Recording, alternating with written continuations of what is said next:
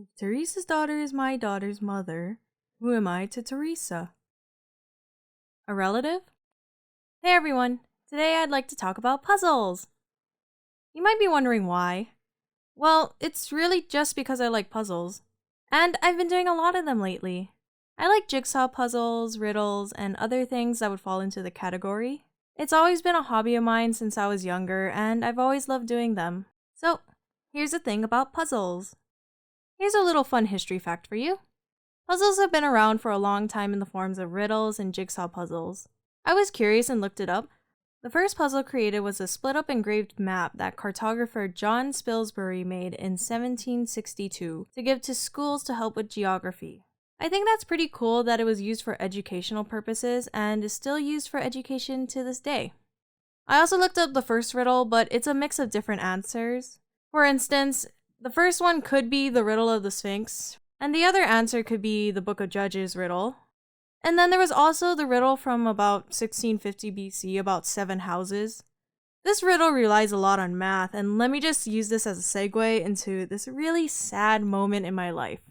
So, ever since I was in high school, I got bad at math. And I say bad because I took geometry, and let's just say, I went from being able to do math like a normal person to crying over triangles and lines. Luckily, I only had to do 1 year of math in college, so if you have any math questions, please ask my siblings and not me because I will give you the wrong answer. But I guess what I'm trying to say is that I was okay at math until high school. Anyways, this video isn't about my deep-seated resentment for math, but there was this puzzle that I will never forget the answer to because of how freaking irritated I was at the end of it. So, do you guys know the game series Professor Layton? I love this series, and if I were to make a list of my favorite video games of all time, at least one of these games would be in the top 10. But just because I love the games does not mean I cannot hate this puzzle. It's a brain teaser from Professor Layton and the Curious Village that I played in middle school called Too Many Mice. Here's how it goes. Mice are famous for their ability to multiply at breakneck speeds. The type of mouse we have here gives birth once a month, birthing 12 babies each time. Baby mice mature and can give birth 2 months after they are born. So you picked up one of these darling baby mice at the pet shop and brought it home the day after it was born. In 10 months from now, how many mice will you have? Do you guys know the answer? Well, here was my thought process. So, if we multiply 12 mice by 8 months, and add the 1 mouse that we have, then we'll have 97 mice. Sounds right, right? But no, the answer was wrong. And like any reasonable person who double-checked their math, I think, okay, maybe excluding the mouse that I already have. And I write 96. Wrong too. From here I start to spiral. I start writing 95, 94, 93, and so on. I got so fed up with Luke looking at me in disappointment, and I decided to use hints. These hints made me so angry back then, but now I can laugh about it because it seems so obvious now that I know the answer. But the first one says, you may be thinking there's going to be a lot of bothersome calculation involved in solving this puzzle. But you don't need to do anything complicated to find the answer. Read the problem over carefully. Now, I feel that this just made me reread the question and hoping there was something in the text that I was missing. To be honest, I was right, but I totally missed it. So, moving on to hint 2. Do you remember how many mice you started with? Have you considered how many mice you can expect given that number? And I just thought, yeah, I remember. What do you mean? And the third hint totally destroyed me. Okay. Let me spell it out for you. You need your mouse to become pregnant before it'll give birth. What does the mouse need in order to become pregnant? And I just sat there rereading that hint, instantly realizing what the answer was. I sadly write 1, and I see Luke point to me in success, and then I got so angry. You need 2 mice, but I only adopted 1.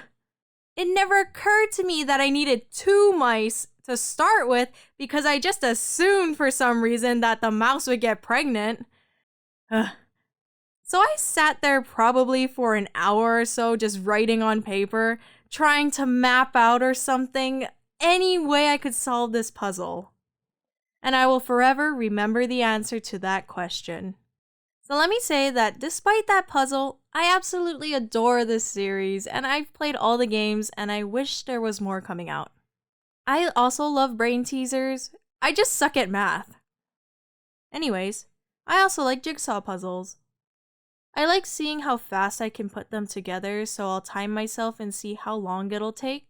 I think this started because when I was younger, I liked to do puzzles that only had like 10 pieces and I try to do them as fast as I can. It was a lot of fun, and as I got older, I would move on to more pieces like the 1,000-piece puzzle. I recently did this Hershey's puzzle over the course of a couple days, but I didn't time it because my timer reset, so I didn't know how much time I already spent on it. I like to do the border method where you build the outside of the frame and go inward. It's always satisfying to put the last piece in, but also infuriating if you happen to lose that last piece. This has happened to me, sadly. Lately, I've been into escape room puzzle games too. I was wondering how escape rooms became a thing, like did someone just happen to get locked in a room and found their way out? Well, this company called Scrap is credited with making the first escape room in real life because they wanted to create an immersive experience. But it's debated too that escape games were created from this computer game called Crimson Room by Toshimitsu Takagi. I always like it when I hit that moment of, oh, because I'll realize I have the key and now I can open the chest to get the bigger key. It's a lot of fun trying to figure out the clues with my big brain and solving the room with no problems. I also like it when games that aren't necessarily puzzle-based put puzzles into the game, whether it be a side quest from an NPC or it's just a hidden door mechanic. I think this is why I like the Legend of Zelda game so much, because it's an action game with puzzle mechanics. Except the ball maze puzzle. Those ones, And lastly, I really like the metal and wood puzzles that you need to take apart. I have this assorted box that I got from my friend during Christmas, and I've been trying to solve those. I like these because they keep my hands busy when I'm just doing whatever. Like, I could just be watching TV and I'll just try to solve it while not really paying attention. And then when I do solve it, I'll be like, okay, wait, how did I do this? I wasn't looking. I always struggle with putting the wood puzzles back together though. Oh, also, I really like Rubik's Cubes. When I was little, I didn't know how to solve the whole cube and I would just solve the top and be like, I'm done. But I think when I got to high school, I sat myself down and figured it out. So now I can solve a Rubik's Cube, but have you seen those kids who can solve the Rubik's Cube blindfolded and in seconds? I could never, but I was able to teach myself to do it with one hand. I'd look at my phone for a bit and then look back at the Rubik's Cube just to see I'm on the right track. I don't know what it is about me, but I've always liked puzzles. It might be the challenge to it or just something to keep my mind busy, but every time someone asks me, hey, you want a puzzle? I always say yes. I always like trying my hardest to solve them without any help. But if I really need a hint or the answer, I'll grumpily go ask whoever told me it. I think what I really like about puzzles is the feeling of accomplishment you get when you get an answer right, or you complete the whole puzzle, or just that sense of accomplishment makes me feel really good. So I'll always be down for a puzzle, unless it's math. I kind of want to replay all the Professor Layton games now because it's been a while and I know I still have some puzzles I never solved. Anyways, thank you guys for watching. If you guys like this video, please hit the like button and hit subscribe for more. If you guys have some puzzles you'd like to share, please put it in the comments. Thank you for watching and have a great day.